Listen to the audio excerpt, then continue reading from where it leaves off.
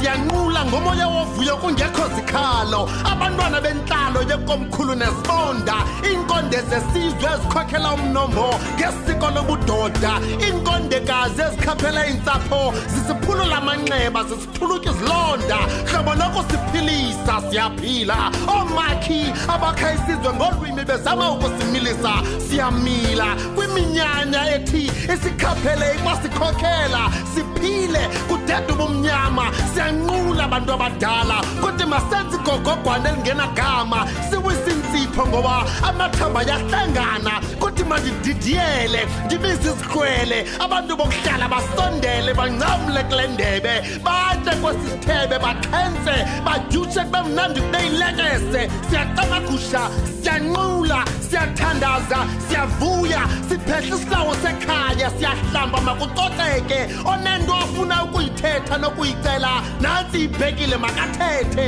iminqweno iphumelele izidingo zifezeke Camagu kwiinkokheli zentsapho ezilele ukuthula ngesizathu zingalali buhlayo kuba zisajonge ikhaya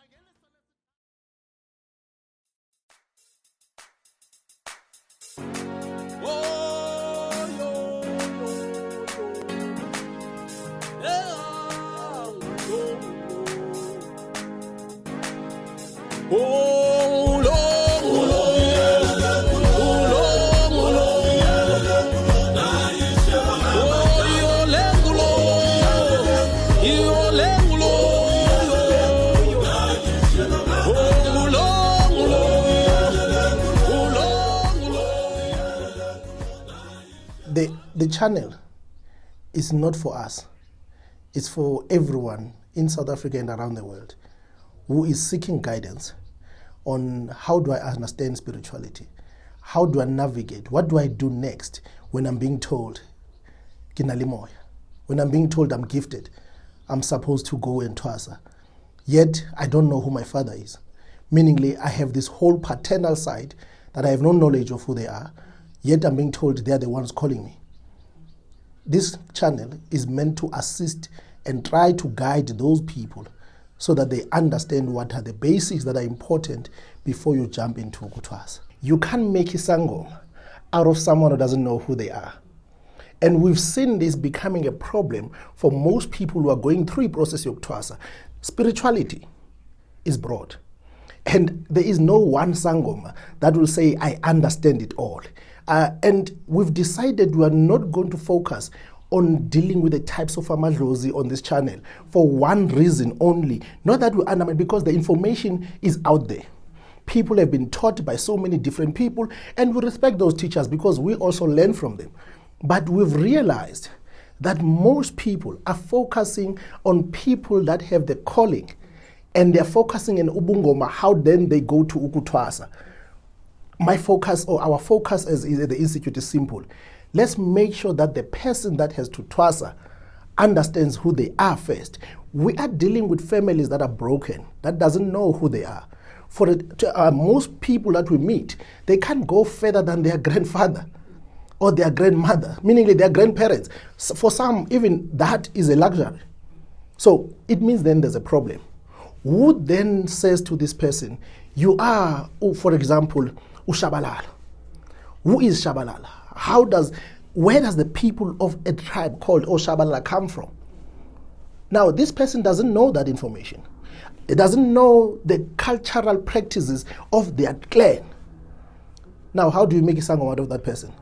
So it means then in whatever you do, you have to make sure that you teach the person who they are. But you can't really teach a person because I don't know everyone. It means then you trigger the people to go, give them pointers and directions. How do they find information so that they know who they are? They will stand on a foundation of saying, I know that my ancestors, my great-grandfather used to be Isangom or Igedla, or my grandmother was a prophet. So you're now starting to understand how they did things. You understand how your clan does things. You understand is your tribe, where you belong to. For example, if you're Zulu, you must understand the Zulu culture. Because if you are going to jump into Bungoma, and then you are going to have a problem because you don't even understand the basics. Africans are pride people. Africans are pride in their tribes and their small clans. As a result, colonization, one of the things that it needed to do was to demolish that, because that led to unity. That led to strong family values. So if we look at it, when colonization came, apartheid later, and all this Christian rhetoric that then also perpetrated other stereotypes about our African ways, it then started eroding the moral fiber of Africans. It started taking their focus to things that are away from being African. Education, are going to church, societal status. Societal status has always been there, but in a different way, in a controlled manner in Africans. But what Western cultures brought was everything for me and me alone. It is me and my family, and that's it. And we're taught differently. So why am I making this reference? To show you the dangers that came with what we call civilization. What we call Christianity started dividing people on the basis of belief. Yet in a tribe or a clan, there will be different ways of beliefs, and people will be respected for what they believe in before Christianity. It's not that everyone believed the same way. That's why different clans have different practices. uDlamini isiko lakhe alifani likaGadebe. But uDlamini doesn't think yena ungcono or uyenza right than uGadebe. They coexisted. Christianity and colonization divided all of that. It was every man for himself.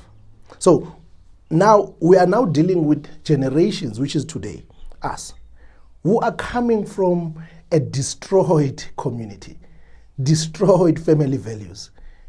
I was born at a time where apartheid was really too close to its end.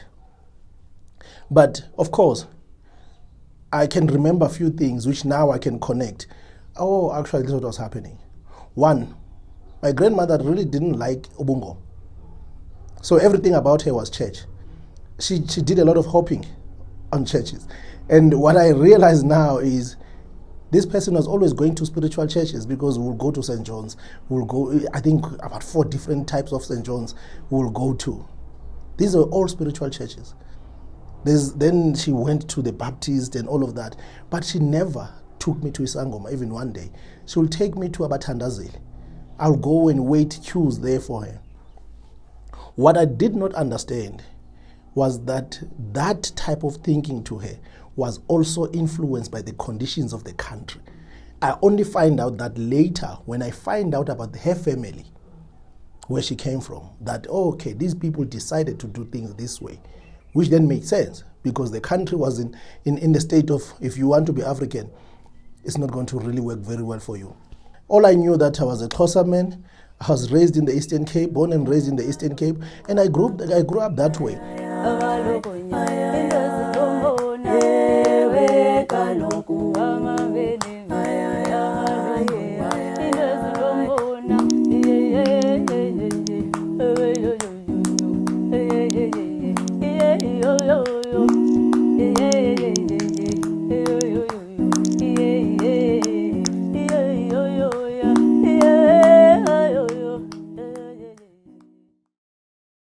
Culturally, yes, there were cultural practices that were being done, but not in my family per se. They were very minimal in my family. But all around me, in the township, you will see people are still practicing and doing certain things, rituals and all of that. So you get accustomed to that, so that you understand, oh, okay, although in your own house, they don't do it. Then I also had on a further down, my grandfather's side, on my maternal side, my mother's father, there they were practicing ubungo. There they were practicing amasiko in like full blown. Now my grandmother, because I grew up in this side, she didn't want us to have too much of a connection with this side. As a result, I remember when my mother decided she's going to change our surnames to her father's surname and started exposing us there. I thank her for that now, because she might have not known that she was laying a foundation that was balancing my life. Now I had a Christian strong background. Now I understood this side, because when you get there, there will always be umuti they give you as you come in. They will always give you that whole thing, bad thing with intellis. And at that time we didn't know what it was, but we knew this thing was itchy. And my grandfather will do this every time we go there. And now it makes sense because he didn't know or trust the energies we're coming with. So his first line of defense, because my grandmother was his ex-wife. So there were those dynamics, right? So now I'm growing up in these two worlds. But one thing I did very well was to be obedient to teachings. So when I go to the Sangoma side, I'll observe everything being done. When I'm at home, I still observe with respect everything being done.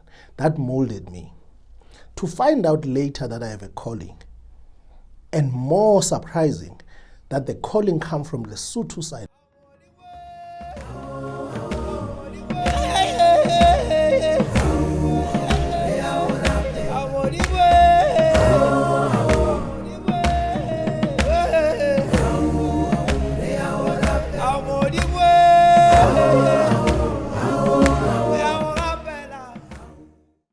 Now, bear in mind, I can't speak Sotho to save my day.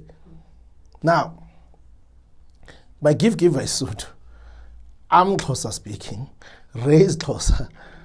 Now I am in a journey of discovering Ubusotho. What does it mean to be Mfuge? What is that exactly?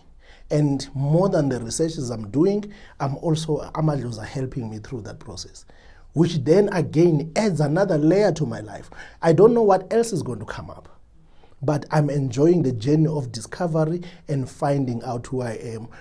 Although apartheid was there, it did not kill Isintu Sethu. It is important that a Zulu child, a Xhosa child, a Sotho child, a Pedi child start learning more about who they are. It does not take away that you are in a civilized area, that you are in a school that maybe is with white people, but your identity is everything to you. So it's important that these young people cultivate this, because most of them are being spiritually challenged. They are being called. And now they are dealing with a lot of misalignments. The misalignment of culture, the misalignment of family sometimes, that father was not there or mother was not there, they grew up with someone else, so they really don't know who they are in a nutshell. So first they have to build that. So it is important for me that we build this, because we are going to leave it to the generation that comes after us. We cannot continue the ills, the social ills, all of this brokenness that we've experienced in our lives to filter down to our kids. So for me, it is important that today, spiritual leaders or healers or people who are gifted or given a responsibility of leading people, we need to start taking people back to who they are.